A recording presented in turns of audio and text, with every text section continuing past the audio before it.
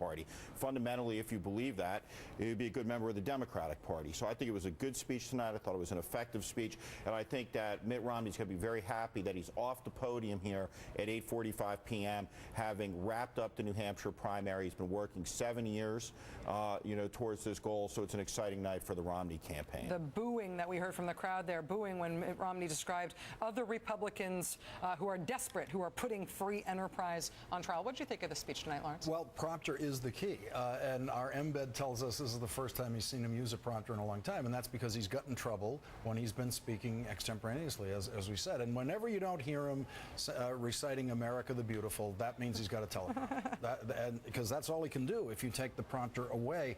You know, Steve, I think there is a market for what Newt Gingrich is talking about against Romney on the Bain stuff in the Republican Party. It's a smaller market than exists in the Democratic Party. But no one is saying, including Newt Gingrich, that what he did was illegal. It goes to the question of honor. There are honorable ways to do things. The trick question for Republicans like Mitt Romney is, what legal thing would you not do to make money? And there are people in this country who will not sell cigarettes. They will not sell whiskey. They will not sell guns because those things kill people. There are decisions people make about how they will not make their money. I don't think Mitt Romney's ever made a decision about it, and what we know of his economic history so far based on, even though that's legal, I don't want to make my money that way.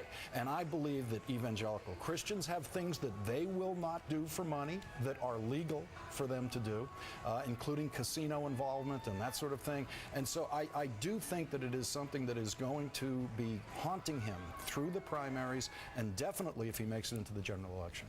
I do think you saw him tonight say that I'm going to offer a full-throated defense of American-style free market capitalism, and he's going to need to have to do that.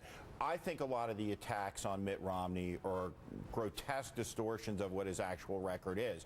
I think that when you look at what the type of business that Bain was in, jobs were created, but there is, as he talks about it, a destructive cycle of American capitalism. Jobs are created, jobs are lost. When the automotive industry was born in this country, the buggy business went out of business. So that's the reality of American free market capitalism, and it has lifted more people into prosperity than any other system in the history of the world. And he's going to have to give a full-throated defense of it throughout the entirety of this campaign. It will be interesting to see, I think, in the next two contests, whether the Republican candidates who are making that line of attack back off on it. There's huge pushback in the party, huge pushback in the talk radio world.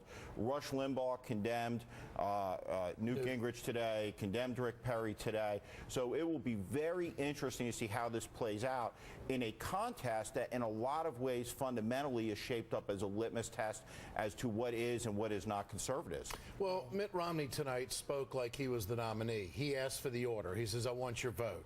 He talked beyond South Carolina and Florida. He talked in more of a totality, I'm going to be the guy.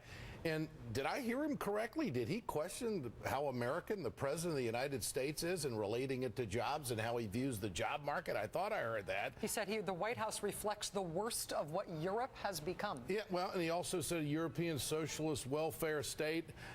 They never give specifics on that, but he threw the red meat out tonight. He didn't say anything that any Republican would certainly take issue with. This is a guy who was saying tonight that he's not going to promise benefits, meaning he's going to go after the big three. He'll cut anywhere. He's a guy that has said on the road before that he wants to make the Bush tax cuts permanent, that he wants to lower the corporate tax rate. So this is what we see, very strict lines of choice here. And it's going to be an ideological fight, as President Obama has said. Which way do you want to take the country? Let me bring in Chris Matthews here in Manchester briefly. Chris? Yeah, Rach, I just want to ask a question of Steve Schmidt. I'm trying to put all this together, the rhetoric and the position of the candidate. He used phrases tonight like the politics of envy against the Democrats, and I assume against some of his own party people there, like Newt Gingrich, the resentment of success. Is this why he won't release his tax returns? Well, I don't know why he won't release his tax returns. Probably, You do Chris, know because why. it will disadvantage him and open 1,000 demagogic attacks. And of course, in You mean the truth will not set 2004, him John free? Kerry never released his tax returns completely. So I think there's a precedent out there for wealthy candidates not releasing their tax returns. If I was Well, why do they advising Mitt attack the Romney, I would politics of never envy release and my open up tax the returns. issue? There's no reason to do it. Steve, sure. If he's opening up a class warfare discussion using the term like tonight, which will probably be a headline in the tabs, politics of envy, resentment of success, isn't it appropriate that at least puts the cards on the table? Why would you be envy of a guy unless he'll tell you how much money he has? Why is it a secret how much money this guy has? Why is that a secret? Presidents, by the way, when they become presidents, release their tax returns as a matter of course. Will he observe that ritual, or will he keep it secret even then? Why the beginning of the secrecy on this issue, which he thinks is important to the discussion? Class. Well, you should ask the campaign why I'm asking why a he surrogate, won't on the campaign.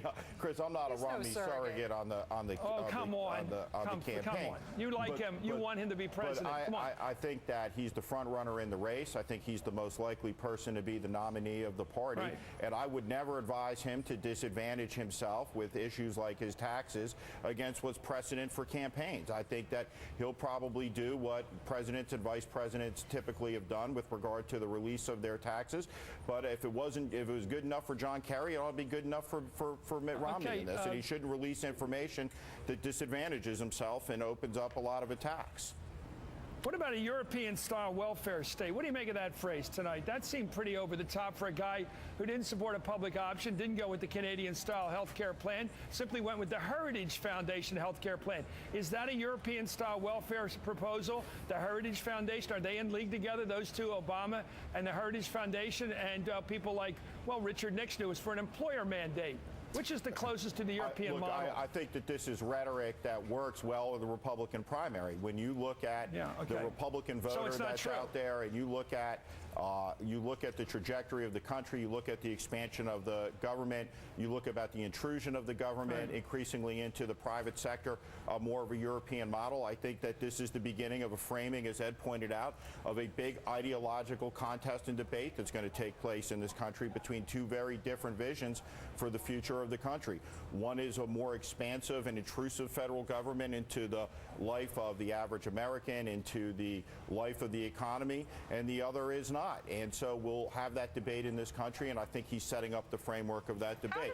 But I don't think, Chris, that it's over the top or unfair rhetoric. How do Republicans get away with saying that they don't want intrusive government when they want to regulate every pregnancy in the country to ensure that the government's desired outcome is the result of as a personal matter, and as someone who has talked about the fact that conservatism should not be defined along the issue of gay marriage, which I support, I think that in the same way that Republicans object to a big government, quote, liberal intruding into the window of the business, there's a lot of objection to big government conservatives intruding into the bedroom. And I think that's part of the problem that Rick Santorum's had in New Hampshire, because this is a famously libertarian state on these issues. They, in fact, don't want the big government conservative peering through the bedroom window and regulating all manner of life in the private. There's no difference between Rick Santorum and Mitt Romney on any social issues. I mean, Rick Santorum's brand is social issues, but there's no difference between him. On gay marriage, there's no difference on their position. For example, Rachel, with President Obama on the issue of gay marriage. But Rachel, let me just say one this. more question for Steve. Can I follow up on the one question to Steve?